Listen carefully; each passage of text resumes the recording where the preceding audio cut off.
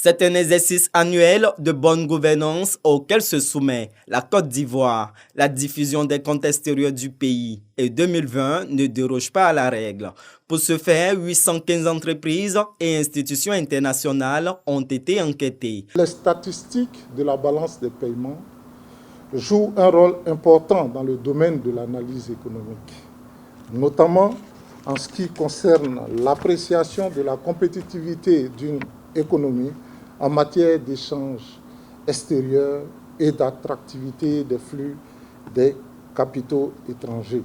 La balance des paiements reflète les atouts et les faiblesses du pays en ce qui concerne ses relations économiques et financières avec l'extérieur. À ce titre, elle constitue un instrument indispensable à l'appréciation de la compétitivité externe de notre économie.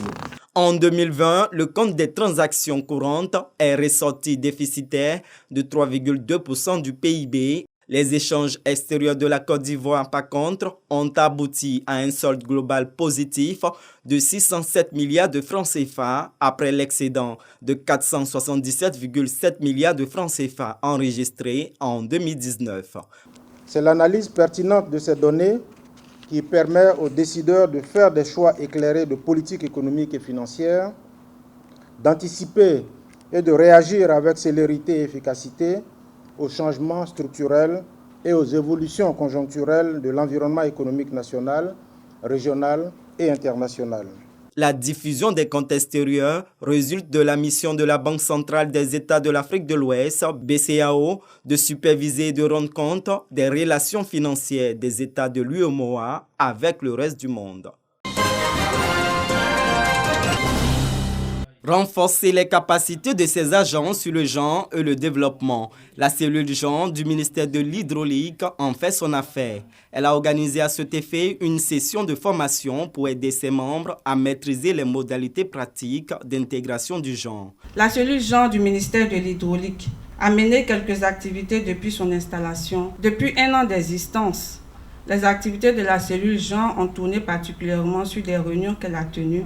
Ces rencontres ont eu lieu pour nous permettre de mieux nous connaître et fraterniser, d'échanger sur d'éventuelles activités à mener, mais aussi pour nous familiariser à l'outil informatique de vidéoconférence. C'est une initiative qui va faire date, dans la mesure où on a vu des femmes engagées pour impulser cette dynamique du genre au niveau du ministère. À la tête même le ministre, mais également, il en parle. Donc pour nous, c'est très important de participer et de faire en sorte que ça puisse s'élargit sur l'ensemble des acteurs du ministère. Lucien Chimou, représentant le ministre de l'Hydraulique, encourage les agents à promouvoir l'excellence et toutes les formes de genre. La compétence n'a pas de genre.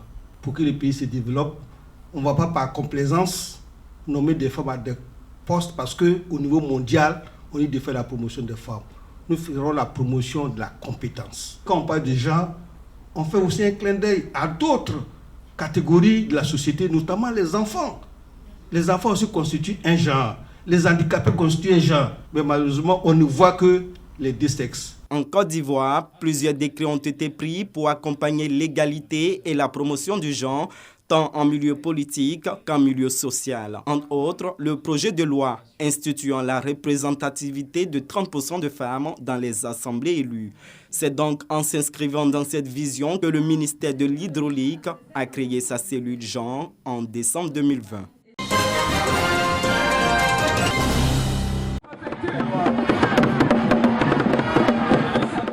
Mobilisation dans la sous-préfecture de Kwasi-Datekro, département de Kounfao. 16 chefs de village reçoivent leur arrêté de nomination. Ces chefs traditionnels auront la lourde tâche de conduire la destinée de leur localité. Satisfaits, les récipiendaires, à travers le chef du village de Kwasi-Datekro, traduisent leur reconnaissance à l'État de Côte d'Ivoire. J'ai été intronisé le 30 novembre 2018. 3 ans après, j'obtiens l'arrêté de nomination. En tout cas, c'est avec un sentiment de joie parce qu'au jour d'aujourd'hui, je suis confirmé dans ma fonction de chef du village.